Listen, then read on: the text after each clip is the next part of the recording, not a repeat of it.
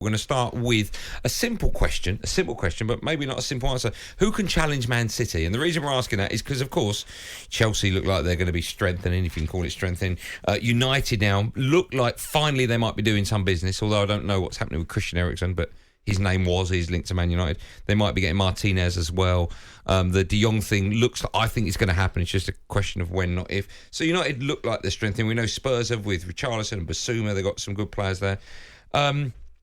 Who do you think is most likely to push? I mean, you've got obviously Liverpool would be the obvious answer, but who would be most likely to, if anyone's going to finish in front of Liverpool, if Liverpool finish second? Firstly, do you think City will win it? At this current moment, yeah. If anyone's going to finish second and it's not Liverpool, who's going to push Liverpool? If it's not Liverpool, Spurs. You think Spurs will? Yeah. Okay, they're your team, right? They are, Okay, tell me why. I mean, that's going to be mentioned, or Spurs supporter backing Spurs. I think Spurs are going to be incredibly strong this season. Antonio Conte is one of the biggest reasons why. I think the signings they've made already, Richarlison, Basuma is an outstanding signing. Perisic, okay, people say, but it was a free transfer. But that was a statement signing for me because it's a signing that Spurs are unusual for Spurs to sign a player 33 years old, no sell-on value really. He's signing because he's an experienced winner. Buying it for the now. Exactly. And I think that's a big one. Fraser forced his back up to Lloris, but he will eventually be the number one and a very good number one, in my opinion. I think he's a good goalkeeper. Lenglet's apparently a great defender as well. They're going to sign more, in my opinion. Jed Spence is the one that's heavily linked. I think that'll be an outstanding signing as well. Yeah. So I think Antonio Conte is the main reason that we've already seen pre-season. We've seen how hard it is that he's pushing his team. Okay, today I think they played a game. We'll speak about that later.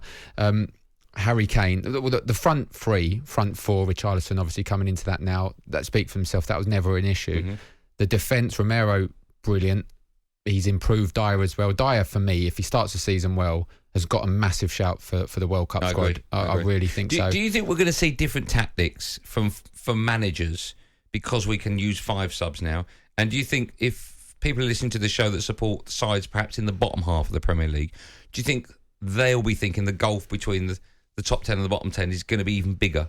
Because the depth you can have in your squad, the quality, the money you've got to spend. Yeah, obviously financially. Is football becoming more unfair, do you think, the Premier League? Yes and no, I'd say. Financially, the bigger squads, the richer clubs are going to be able to afford the better squads. So, yeah, you're going to see more of a gap. But then, everyone's allowed 5 subs. These teams play each other as well. So you're going to be seeing people picking up more points than they did last week. Probably less draws as well. Mm-hmm. You're kind of hoping less draws, really, because you want to see goals, you want to see good matches. Do you think we'll see big changes? Do you think on 75 minutes someone's going to make... a big sub, like the front 3 will change, or the midfield so, yeah. And you think there'll be different tactics we've not seen before? That's the unfairness, I think, of the new rule, because you look at a Manchester City, a Liverpool, that Spurs are heading that way in terms of squad depth. When you get football clubs going there to get draws or playing at home to get a draw, 75 minutes you make 3 or 4 world-class substitutions that can really make a difference. I think that's the biggest unfairness in all of it. So yeah, I think you're going to see a lot of different tactics, and then that the managers come into play then, and that's why I'm mentioning Spurs. I'm only mentioning Spurs at the moment from what they've done in the transfer window. There's a long time to go. Chelsea are still going to sign players. We know they're being heavily linked to players. Sterling's going to be done. We know that. So at the moment, I'm saying Spurs, but this could all change in 4 or 5 weeks. If Man City get an injury, let's say long term to Haaland. Yep.